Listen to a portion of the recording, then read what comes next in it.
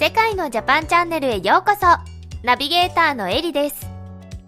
今回は世界に影響を与えたオリンピックでの出来事に関する話題と、それに対する海外の人々の反応をご紹介いたします。この動画が参考になりましたら、高評価ボタンとチャンネル登録をお願いします。それでは行きましょう。コロナ禍の中で開催された東京オリンピック。ほとんどの会場が無観客となる一方で、世界中から集まったアスリート。中でも地元開催となった日本選手たちは目覚ましいパフォーマンスを見せてくれましたが、日本開催ということで、同じくらいアニメ関連の演出が期待されていたのです。各競技ではアニメ作品の BGM が多く使用され、世界のアスリートたちも日本が舞台ということを意識しているようで、アニメ、漫画関連のパフォーマンスが多数行われていました。オリンピックの公式 SNS もアニメの演出を忍び込ませることなく東京でオリンピックが行われると思いましたか？また、今までのところで何がお気に入りでしょうか？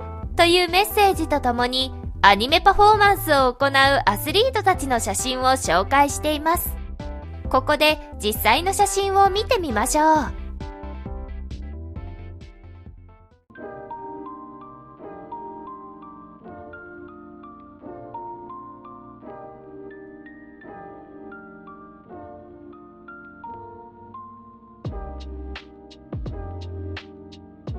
アスリートたちの最高の笑顔とパフォーマンスが見事に融合していましたね。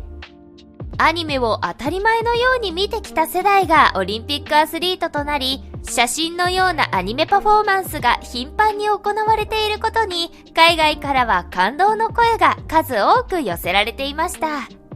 スタジオにいる海外の人々に聞いてみましょう。白鳥さん。はい。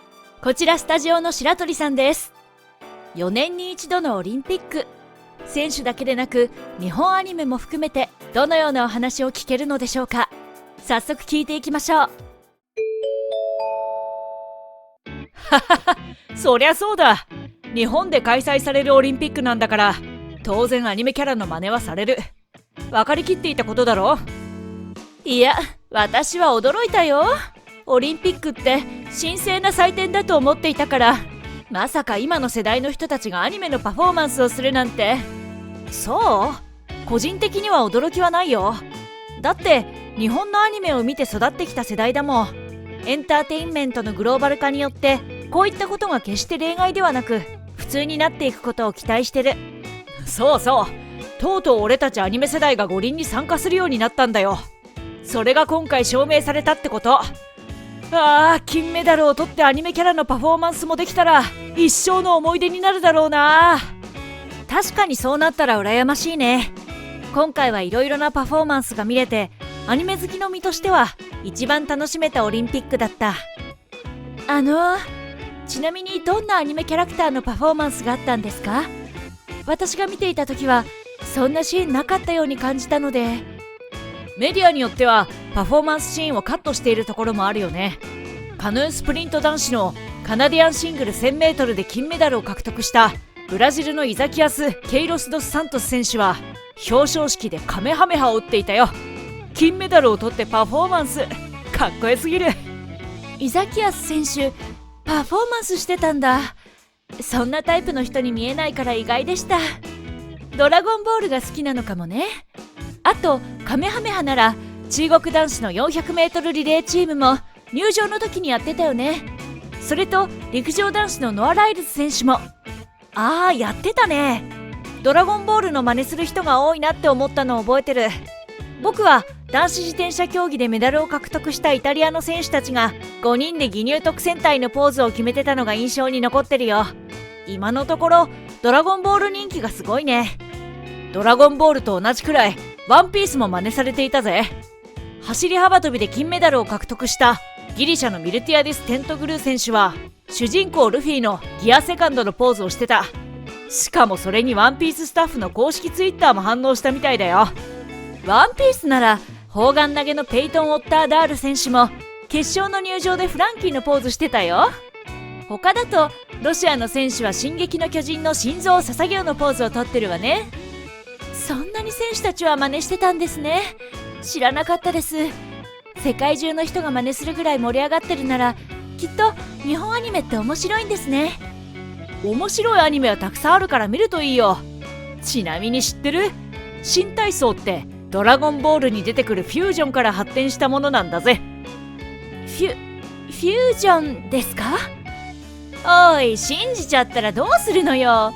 フュージョンじゃなくて、ドイツを中心に手具体操が始まったのが新体操のルーツと言われていて、その後ヨーロッパに普及して1945年にロシアで新体操の名称が誕生したのよ。ははは、すまん、ほんのジョークさ。ちなみにウズベキスタンの新体操チームはセーラームーンのオープニング曲とキャラクターの衣装を取り入れてかなり話題になってたよな。思い切ったアイデアで胸が高まったぜ。アニメの曲とその衣装ですか？フェスか何かのパフォーマンスならまだわかりますけど、神聖な式典であるはずのオリンピックでいいんですかね？確かオリンピックって世界平和が目的のはずじゃ。確かにその通りだ。ただアニメは人間としての向上や成長を描く内容のものが多く、それはスポーツと共通している。そんなアニメの真似をすることは世界平和につながっていると思うんだ。なるほど。皆さんのお話を聞いているとつながっている気がしますし、つながっていてほしいなとも思います。ふと思ったんですけど、他の国で開催された時も日本でいうアニメのようにその国にちなんだパフォーマンスがあったんですかね。1996年のアトランタの時は聖火の最終ランナーが元プロボクサーのモハメド・アリで、当時病気だったんだけど震える手で聖火を灯す姿は感動した。でもアメリカにちなんだパフォーマンスはなかったな。あの姿は感動したね。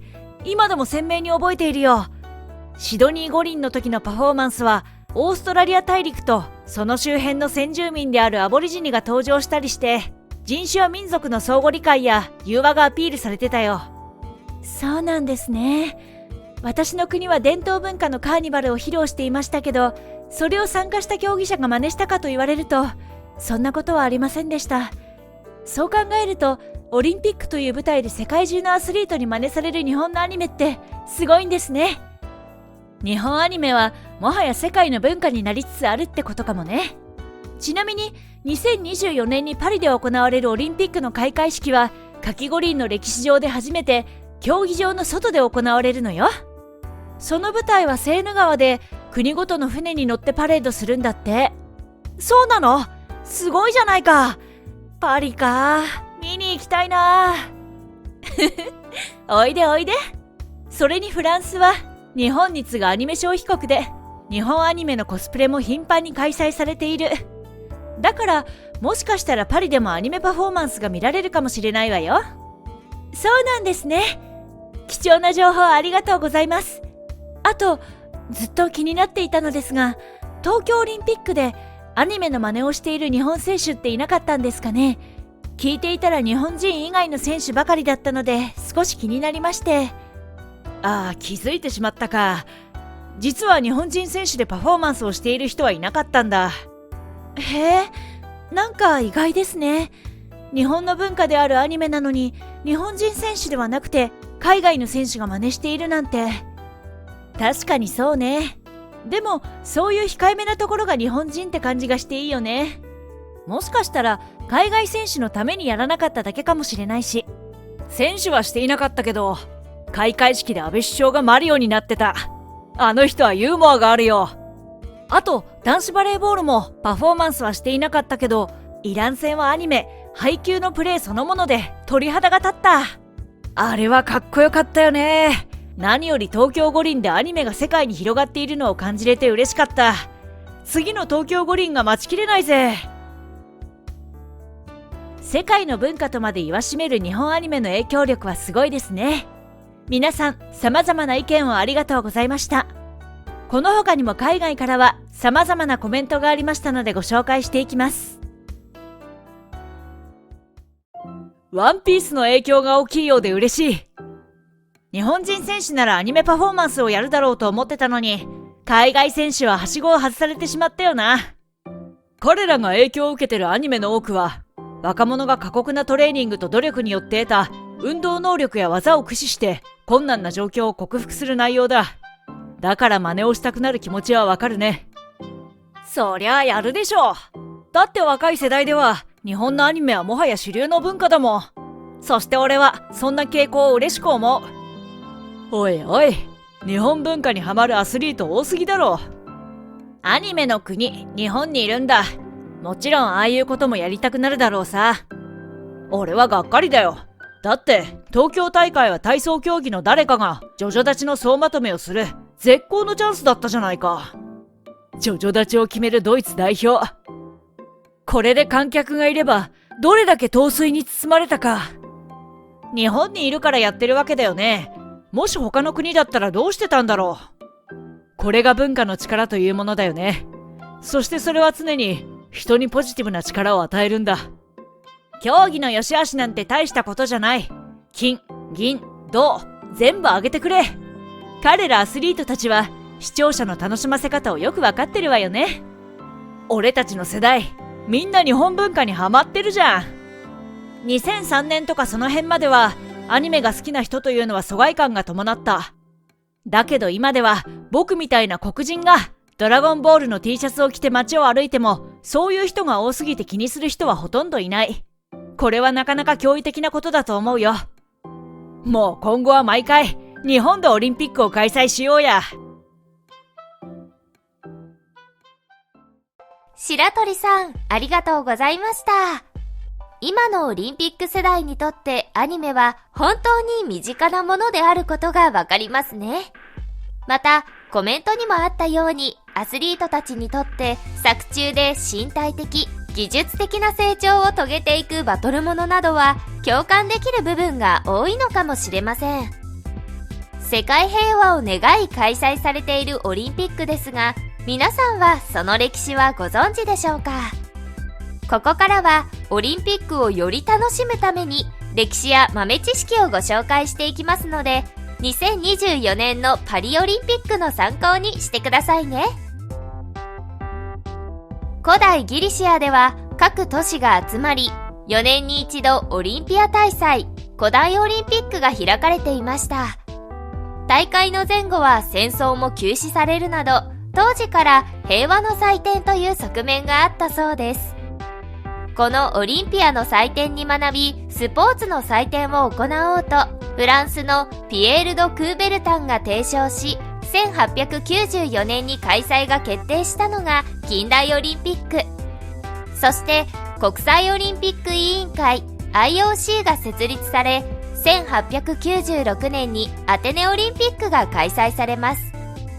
この時は陸上や競泳、体操など9競技、43種目で行われましたが、リオデジャネイロオリンピックでは28競技306種目に、そして東京オリンピックでは33競技339種目にまで増えています。